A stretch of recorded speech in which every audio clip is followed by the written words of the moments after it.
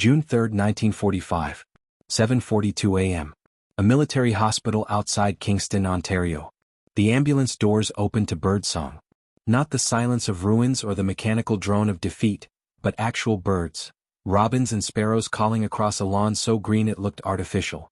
12 women in stained field uniforms climbed out, blinking against morning sun that felt wrong, too bright, too clean for people who'd spent months in basements and bunkers. A matron stood at the entrance, clipboard in hand, her nursing uniform crisp and impossibly white. She looked at them, really looked, not through them, and said in careful German, "Welcome. You must be exhausted. There's tea inside and then we'll get you sorted." Not interrogation. Not punishment. One nurse, Helga, 26, who'd amputated limbs in a field hospital outside Aachen with a carpenter's saw, would write later, "I had prepared myself for imprisonment. I was not prepared for hospitality. They expected cells. They got wards. And the difference unmade everything they thought they knew." The moment arrives like all profound disruptions do, quietly, almost casually, as if the world hadn't just inverted. June 1945. The war in Europe had been over for less than a month. Canadian military hospitals were overwhelmed, not with combat casualties anymore, but with the vast administrative burden of processing, treating, and repatriating thousands of prisoners of war, displaced persons, and the walking wounded of a continent's collapse. Among the processed were medical personnel, German military nurses, Schwestern from field hospitals, surgical units, and evacuation stations who'd been captured in the final chaotic weeks. Most were young. All were exhausted. They'd spent years working in impossible conditions, operating in cellars during bombardments, tending wounded with dwindling supplies, watching men die because there was no morphine, no sulfa, no time. The Geneva Convention was clear about medical personnel. They were protected. But protection meant different things to different armies, and the nurses had heard stories, propaganda mostly, but propaganda works by mixing truth with terror until you can't tell which is which. What they hadn't expected was to be sent not to internment camps, but to Canadian military hospitals. Not as prisoners exactly, but as auxiliary staff. The logic was pragmatic. They were trained nurses in a system desperately short of trained personnel. Use them. But use them how? That question would determine everything. The hospital at Kingston had been a tuberculosis sanatorium before the war, converted to military use in 1942. Now it housed Canadian wounded, British POWs recovering from German camps, and, as of June 1945, German medical personnel awaiting classification. The convoy of ambulances arrived at dawn, carrying 12 nurses from a field hospital captured near Bremen. They'd been transported by ship across the Atlantic, a crossing that took 16 days through rough seas that left half of them seasick and all of them terrified of torpedoes from U-boats that might not have heard the war was over. The building was brick, solid, surrounded by manicured grounds that looked like something from a peacetime postcard. Inside, the smell hit first. Disinfectant, yes, but also floor polish, fresh laundry, coffee. Real coffee, not chicory or acorn substitute. Matron Elizabeth Brennan, 42, a nurse since the Great War, conducted the initial processing with the brisk efficiency of someone who'd done this before, though never quite like this. She assigned them to a separate wing, 4th floor, with instructions that were delivered not as orders but as information. You'll share rooms, 2 to a bed initially until we sort out more mattresses. Washrooms are at the end of the hall. Meals in the staff canteen same as everyone else. Questions? The nurses stood in formation, uncertain. This was the enemy. This was the victor. This was supposed to be different. No questions, one finally said, Ingrid, the eldest at 34, who'd been a surgical nurse since 1939. Matron Brennan nodded. Good. Get some rest. We'll start your orientation tomorrow. Orientation. As if they were employees, not prisoners. The first meal was the first test. They entered the staff canteen at noon, still in their travel-stained uniforms, still carrying the smell of confinement and fear. The room went quiet, not hostile, just noticing. Canadian nurses, orderlies, a few recovering soldiers. Everyone looked up. Then a voice from the serving line, a cook, red-faced and sweating, called out, "Queue starts here, ladies. Grab a tray." They queued. Took trays. Moved down the line while servers ladled food that looked and smelled like abundance.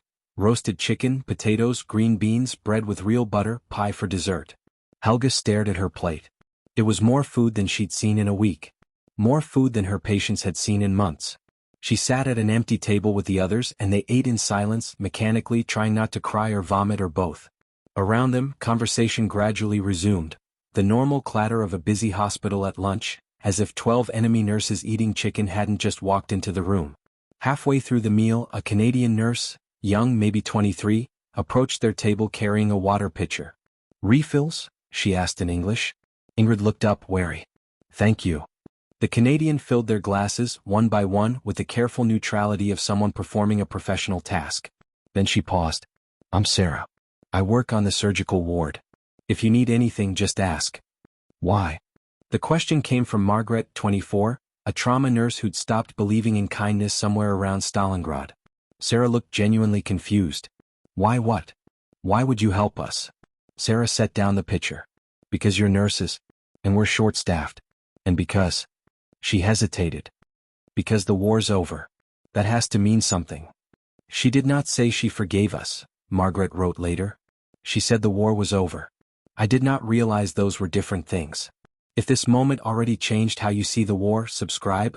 The next will surprise you even more. The orientation began the next morning in a conference room that still had training posters on the walls. Proper hand-washing technique, signs of infection, morphine dosing charts. Matron Brennan stood at the front with a translator, a German-Canadian corporal who looked uncomfortable with the assignment but performed it competently. "You are here under the designation of auxiliary medical personnel," Brennan began.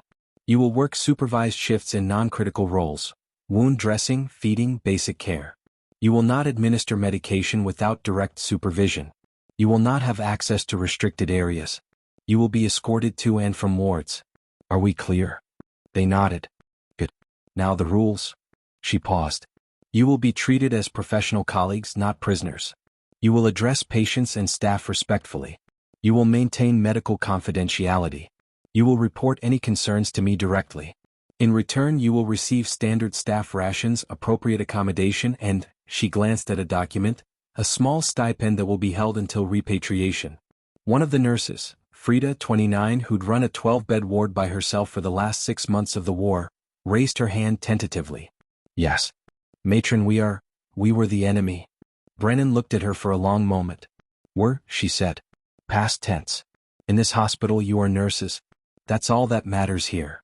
The policy behind this approach was not sentiment, it was strategy dressed as pragmatism. A directive from Canadian Army Medical Services, issued May 1945, stipulated that captured medical personnel were to be utilized where possible, provided 3 conditions were met: security, supervision, utility. Security meant they were escorted, monitored, assigned to low-risk tasks. Supervision meant Canadian staff oversaw every procedure, every interaction. Utility meant they filled gaps in a system stretched to breaking by the sheer scale of post-war medical needs. But beneath the bureaucracy was something harder to quantify: the recognition that nursing was a language that transcended uniforms. That a nurse who'd worked in hell might understand suffering in ways that mattered more than politics. It was not mercy. It was calculation. But sometimes calculation and mercy produced the same result. The work began slowly, carefully, with all the wariness of former enemies learning to occupy the same space. Helga was assigned to a recovery ward, 20 beds, mostly Canadian soldiers recovering from surgery, a few British POWs who'd been repatriated from German camps in such poor condition they needed weeks of careful refeeding and treatment. Her supervisor was Lieutenant Catherine McKay, a surgical nurse from Halifax who'd served since 1942 and had the calm, unflappable demeanor of someone who'd seen too much to be shocked by anything. "You'll start with basic care," McKay said, showing Helga the supply room, the procedure for logging patient notes, the proper way to dispose of soiled dressings. "I'll observe for the first week. After that, we'll see." The first patient Helga tended was a private from Saskatchewan, 22, recovering from shrapnel removal, infected wound that had required debridement. She approached his bed with McKay watching from across the ward. "Private," she said in careful English. "I need to check your dressing." He looked at her, really looked, taking in the accent, the history it carried, and for a moment she saw fear. Or maybe anger. Or maybe just recognition of what she represented. "You German?" he asked. "Yes." He was quiet for a moment. Then, "You a real nurse?" "Yes." "Then check the damn dressing. It hurts." She did. Removed the bandage carefully, noting the signs of healing, the clean pink edges that meant infection was retreating. She redressed it with the methodical precision of someone who'd done this procedure 1,000 times in conditions far worse than this clean, well-lit ward. When she finished, the private said, "Thanks." Just that. Thanks. He did not care about my nation, Helga wrote. He cared about his wound. In that moment I remembered what it meant to be a nurse before I was a soldier. Ingrid worked in the post-surgical ward, assisting with recovery care for patients who'd undergone major operations. The work was familiar, monitoring vital signs, managing pain, preventing complications, but the context was alien. There was morphine. Abundant morphine. Sulfa drugs. Penicillin, the wonder drug she'd only heard about in whispered rumors from captured Allied medical supplies. Anesthesia for every surgery, not just the most critical. Clean bandages, sterile instruments, a steam autoclave that actually worked. One afternoon she watched a Canadian surgeon perform an appendectomy with such casual competence. Proper anesthesia, proper technique, proper time, that she felt something crack inside her. Not grief exactly. Something harder. The realization of how many men she'd lost not because she'd failed, but because she'd had nothing to work with. The surgeon, Major Peterson from Toronto, noticed her watching. "You've done this procedure?" he asked through the translator. "Many times." "Under what conditions?" She hesitated. "Cellar. No anesthesia. Ether when we had it. Mostly we just worked fast." Peterson was quiet for a moment. Then, "How many did you save?" "Not enough." He nodded. "None of us saved enough." He stripped off his gloves. "But we saved who we could. That's the job." "He did not ask if I was sorry," Ingrid wrote. "He assumed I had done my best. That assumption changed everything."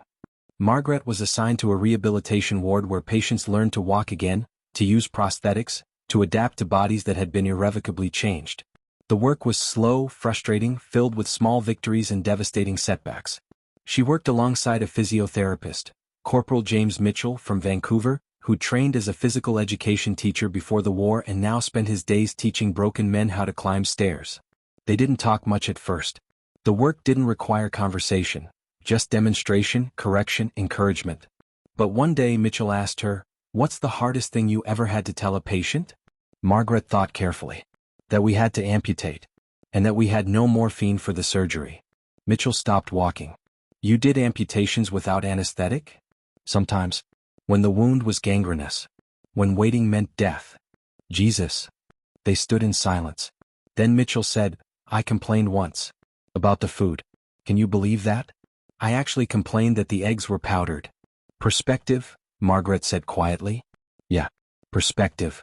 We were both ashamed," she wrote. Him for his small complaint. Me for what I had been forced to do. Somehow that shared shame became understanding. Frida ended up in the pediatric ward, not because there were many children, but because the hospital had taken in some orphans from displaced persons camps, children who needed medical care and had nowhere else to go. She found herself caring for a 6-year-old Dutch boy who'd been malnourished and had pneumonia. He didn't speak much, trauma, the doctors said, though they used fancier medical terms. He just watched everyone with huge hollow eyes. Frida sat by his bed during her breaks, not speaking, just present. One day she began humming, a lullaby her mother had sung, something old in German and completely apolitical. Just melody. The boy's eyes flickered. Interested. She hummed it again, and this time he reached out and touched her hand. Just touched it, light as air, testing whether she was real or another disappointment. "It's all right," she whispered in German, knowing he wouldn't understand the words but hoping he'd understand the tone. "You're safe now." A Canadian nurse, Anne, who'd been watching from the doorway, approached quietly. "He hasn't let anyone touch him in 3 days." "Children know," Frida said. "They know who is safe. So do adults," Anne replied. "We just forget how to listen." "That child saw no uniform," Frida wrote. "He saw only someone who would sit with him in the dark. I learned more about nursing from his touch than from any textbook. The transformation happened in increments so small they were almost invisible until you added them up." A German nurse asking a Canadian colleague for advice on a difficult dressing change, and receiving not condescension but practical guidance. A Canadian orderly teaching a German nurse the slang terms for medical supplies, laughing when she mispronounced bandage as bondage, and they both realized the unfortunate confusion. A shared cigarette break outside the hospital, standing in the June evening talking about nothing, weather, fatigue, the small mundane complaints that transcend nationality. One evening Helga found herself in the staff lounge with Sarah, the nurse who'd offered water that first day. They were both off shift, exhausted, drinking tea that had gone cold.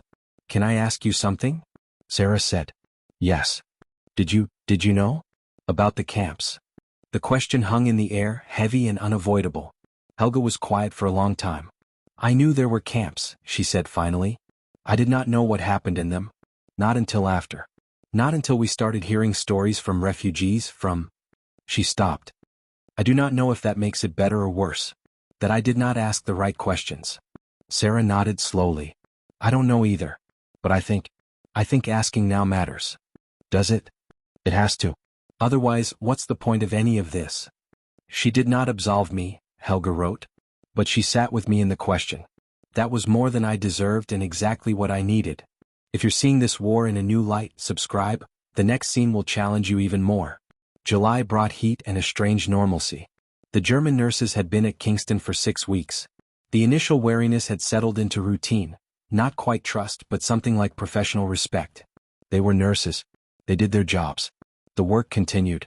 Then came Dominion Day, July 1st, Canada's national holiday. The hospital administration organized a modest celebration, a picnic on the grounds for staff and ambulatory patients. There would be food, music from a radio, maybe some games. The German nurses were told they could attend if they wished. Supervised, of course. But present. They debated among themselves. Would it be appropriate? Would it be safe? Would anyone want them there? It's a picnic, Ingrid said finally. We've survived worse than a picnic. They went. The lawn was crowded. Staff, patients, a few local volunteers. Someone had strung up bunting in red and white. The radio played big band music. There was lemonade, sandwiches, cake donated by a local church. The German nurses stood at the edge, uncertain. Then Matron Brennan appeared, carrying 2 blankets. Find a spot, she said. The grass is damp. They spread the blankets and sat watching. Around them, people ate and talked and laughed. Normal things, peacetime things that seemed impossible just months ago. A Canadian soldier, recovering from burns, his hands still bandaged, approached their blanket. He held out a plate. Extra sandwiches, he said. Cook made too many. Margaret took the plate. Thank you. The soldier nodded, then sat down nearby, not with them but not far away either. Close enough to indicate that the space was shared, that they were all just people on a lawn on a summer day. Later, when the radio played, "Oh Canada," the German nurses stood, not because they had to but because everyone around them stood and standing seemed like the respectful thing to do. They didn't sing. They didn't know the words. But they stood and no one asked more than that. We were not Canadians, Frida wrote. We were not forgiven. But for one afternoon, we were allowed to exist in their peace. That was grace of a kind I had never known. August brought news of repatriation plans. Lists were being compiled. Transportation was being arranged. The vast machinery of post-war logistics was grinding forward, slowly sorting millions of displaced persons back to places that might not exist anymore. The German nurses would return to Germany by September, probably to the British zone, where they would be processed, documented, and released into a country they might not recognize. Some were relieved. Some were terrified. All were uncertain. In the weeks before departure, something shifted. The Canadian staff began teaching them things, not medical procedures but practical survival skills for post-war Germany. How to purify water without proper chemicals. How to improvise bandages from any fabric. How to treat malnutrition with limited resources. Lieutenant McKay pulled Helga aside one afternoon and handed her a bundle, a medical kit, military issue, stocked with supplies. For the journey, McKay said. And after.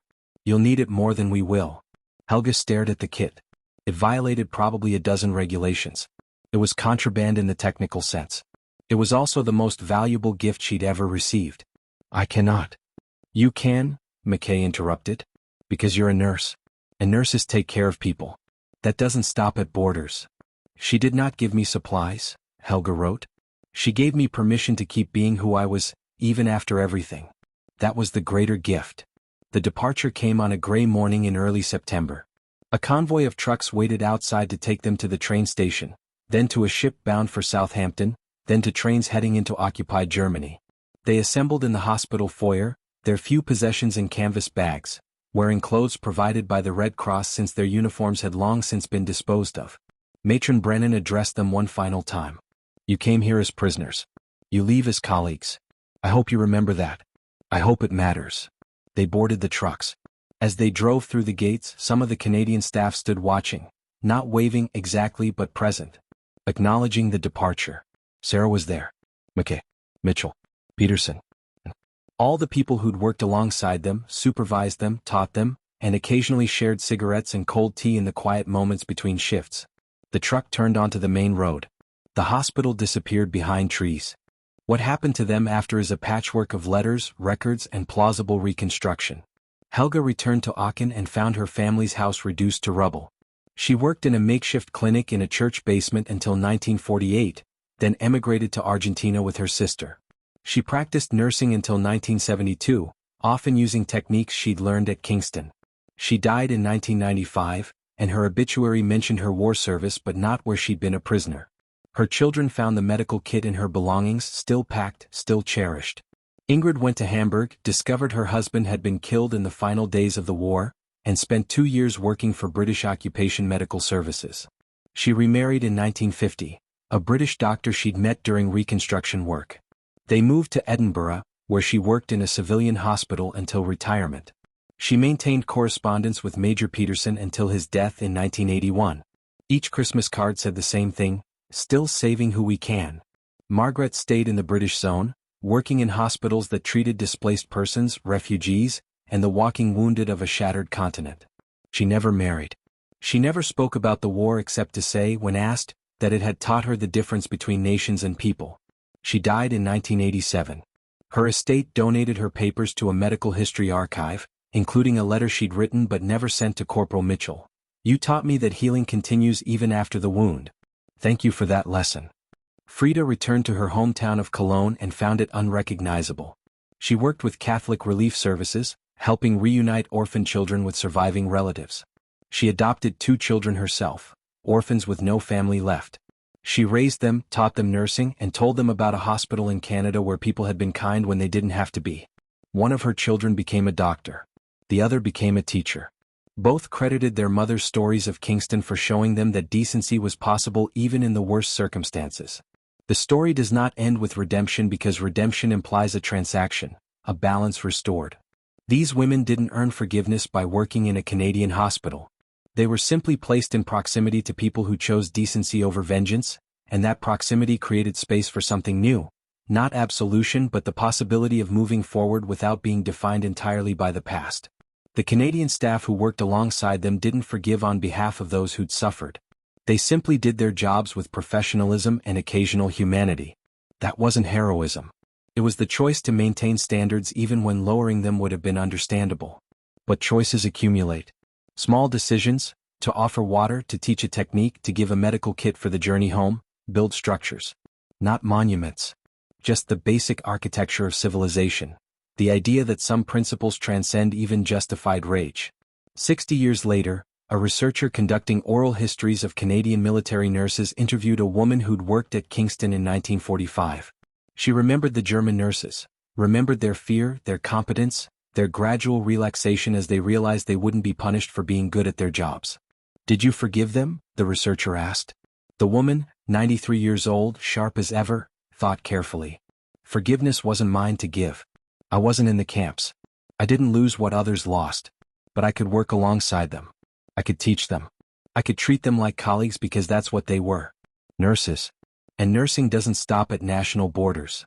That was the principle. Whether it was enough." She shrugged. "You'd have to ask someone else." In another interview, conducted in Germany in 2004, one of the surviving nurses, by then in her 80s, was asked what she remembered most about Kingston. "The lemonade," she said. "At the picnic. It was cold, sweet, and I hadn't tasted anything like it in years. But more than the lemonade, I remember being allowed to sit on the grass. To exist in public without apology. That was the first time I understood that the war might actually be over. Not just ended. Over."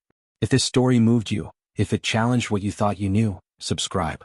History is full of moments like this, hidden in plain sight. Don't miss the next one. The ambulance doors that opened to birdsong on that June morning echoed through decades. They opened not to punishment but to work. Not to vengeance but to utility. Not to forgiveness, which was too large and complicated and freighted with impossible questions, but to something simpler and more durable. The recognition that nurses were nurses regardless of what uniform they'd worn when they'd done the work. That recognition didn't erase anything. Didn't balance scales or wash away blood.